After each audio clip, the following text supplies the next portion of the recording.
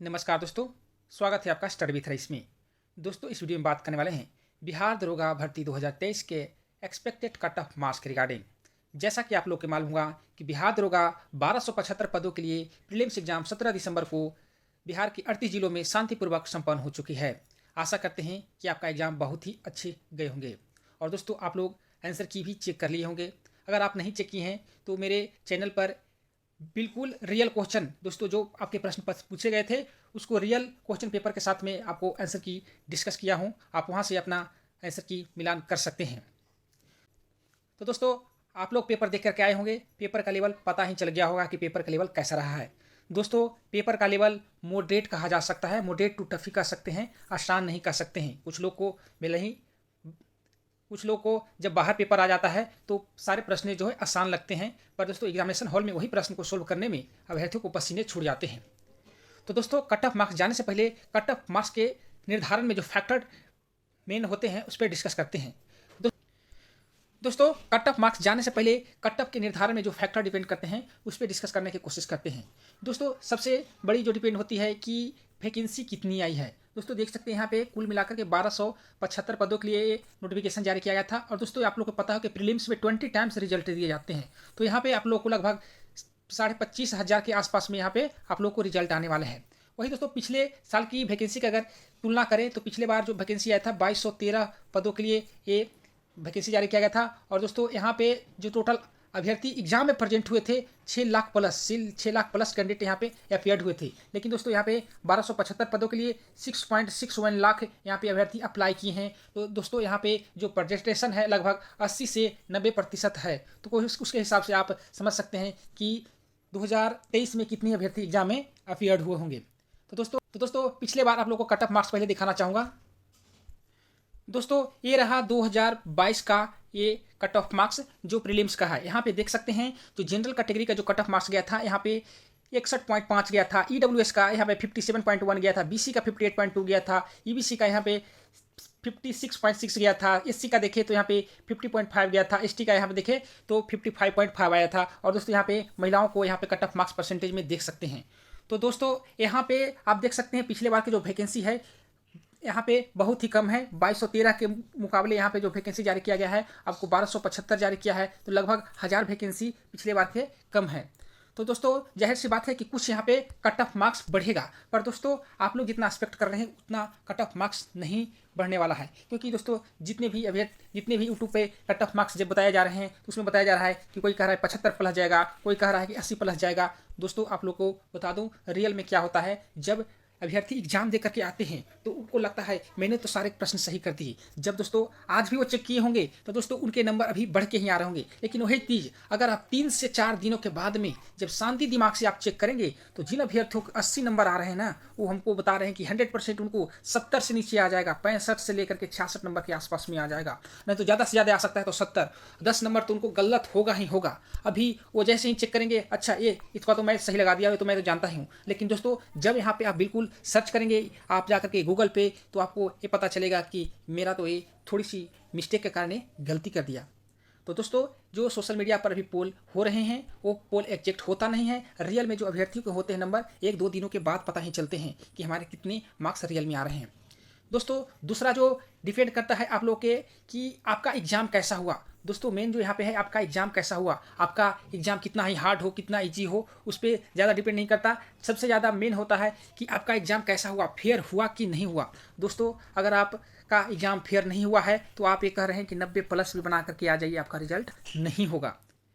क्योंकि चीटिंग हो गई है। जिन अभ्यर्थियों के यहाँ पे प्रश्न उत्तर मिल गए हैं वो तो आपको 100 में 100 बना करके आ जाएंगे, पर आप कितना बनाएंगे? ज़्यादा से ज़्यादा आप 75 से प्लस कर सकते हैं, उससे ज़्यादा आप नहीं कर सकते हैं।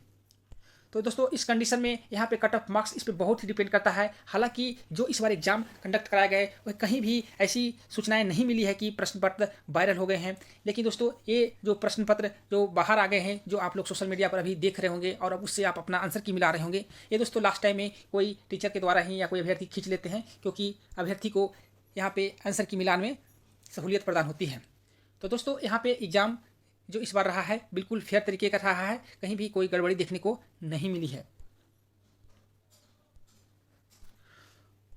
वही दोस्तों बात करें कि दोस्तों बिहार में अदर स्टेट के कैंडिडेट भी बहुत आ रहे हैं दोस्तों, अदर स्टेट के कैंडिडेट भी एग्जाम बहुत देने चलाते हैं। तो दोस्तों इस कंडीशन में थोड़ा सा जो अनरिजर्व कैटेगरी का जो कट ऑफ मार्क्स है यहाँ पे बढ़ सकता है, क्योंकि दोस्तों आजकल पता ही है कि बेरोजगारी चरम सीमा पर है। इस कंडीशन में इंडिया के कोई भी स्टेट के जो नागरिक है वो सोचता है कि कहीं भी हमें इंडिया के कोने में जॉब मिल जाए। इस कंडीशन में यहाँ पे जितने भी बिहार के पड़ोसी राज्य हैं या दूर के भी हैं, जैसे यहाँ पे बिहार के हो गए, राजस्थान के हो गए, राजस्थान के भी बंदे इस एग्जाम में यहाँ पे आ जाते हैं। तो दोस्तों इस कंडीशन में यहाँ पे नंबर ऑफ स्टूडेंट यूआर का बढ़ जाता है और यहाँ पे यूआर का कट ऑफ मार्क्स थोड़ा सा इंक्रीज पिछले बार की तुलना में देखने को मिल सकता है। तो दोस्तों ओवरऑल एनालिसिस के बाद में आप लोग को एक एक्सपेक्टेड कट ऑफ मार्क्स बताने जा रहा हूँ। अगर इतने मार्क्स आ रहा है तो दोस्तों दूसरे के बातों पर ध्यान न दीजिए और ज़्यादा आप लोग वीडियो मत देखिए। अगर इतने मार्क्स आ रहा है तो आप मेंस के प्रिपरेशन में जुड़ जाइए, क्योंकि ये जो आयोग है बिल्कुल फास्ट काम करेगी। आपको 15 से 20 दिनों के अंदर में आपको रिजल्ट भी दे देगा और उसके बाद में दोस्तों आपका जो मेंस है तुरंत हो जाएगा, तो आपको समय नहीं मिल पाएगा। आप सोचते सोचते आपका समय बहुत ही आगे निकल जाएगा। तो दोस्तों जो अभी एक्सपेक्टेड कट ऑफ मार्क्स बताने वाला हूँ, अगर उसके आसपास में अगर आपके नंबर बनते हैं तो आप मेंस की तैयारी से पीछे नहीं हटिएगा। दोस्तों अगर न भी सिलेक्शन हो तो आप समझ सकते हैं कि आप आगामी एग्जामों में आप बेस्ट परफॉर्मेंस उसके आधार पे दे सकते हैं। तो दोस्तों ये सारे बातों को ध्यान रखते हुए आपको एक एक्सपेक्टेड कट ऑफ मार्क्स बता रहा हूँ। अगर आप अनरिजर्व कैटेगरी से हैं और मेल कैंडिडेट हैं और आपके मार्क्स 65 से 68, जी हाँ दोस्तों मैं ज़्यादा नहीं बता रहा हूँ, 65 से 68 अगर मार्क्स आ रहे हैं तो आप बिल्कुल सेफ हैं, आप सेफ हैं। वही फीमेल कैटेगरी की अगर बात करें तो 55 से लेकर के 58 मार्क्स आ रहा है तो आप सेफ हैं, आप मेंस की प्रिपरेशन कर सकते हैं। वही दोस्तों बात करें EWS कैंडिडेट की, EWS अगर आप हैं और आपके मार्क्स 62 से लेकर के 65 मार्क्स बन रहा है मेल कैटेगरी में तो आपको यहाँ पर रिजल्ट हो जाएगा। वही फीमेल कैटेगरी की अगर बात करें तो 50 से लेकर के अगर 54 मार्क्स आ जाते हैं तो आपका यहाँ पे रिजल्ट होने जा रहा है। वही बात करें BC, दोस्तों BC का यहाँ जो कट ऑफ मार्क्स रहने वाला है 64 से लेकर के आपको यहाँ पे 66 तक आपका कट ऑफ मार्क्स जा सकता है BC का, क्योंकि दोस्तों BC का जो कट ऑफ मार्क्स होता है ना इक्वल टू UR आपका अनरिजर्व कैटेगरी के लगभग ही बराबर होते हैं। वही फीमेल कैटेगरी की अगर बात करें तो लगभग 52 से लेकर के 56 मार्क्स अगर बन रहे हैं तो आपको यहाँ पे सिलेक्शन हो जाएगी। वही दोस्तों बात करते हैं EBC की, दोस्तों EBC के खास करके अच्छे सीट होते हैं, यहाँ पे बिहार में ज़्यादा रिजर्वेशन है तो यहाँ पे उनके अगर मार्क्स 58 से लेकर के अगर 60 मार्क्स बन रहा है EBC कैटेगरी मेल कैटेगरी में तो आपको यहाँ पे रिजल्ट हो जाएगा। और फीमेल कैटेगरी के अगर 40 से लेकर के 50 मार्क्स बन रहे हैं तो आपका यहाँ पे रिजल्ट होने जा रहा है।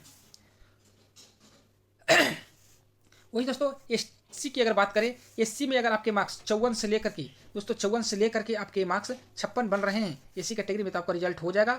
वही फीमेल कैटेगरी की अगर बात करें तो फीमेल में आपके मार्क्स 40 से लेकर के 45 मार्क्स के आसपास में बढ़ रहा है तो आपका यहाँ पे रिजल्ट हो जाएगा।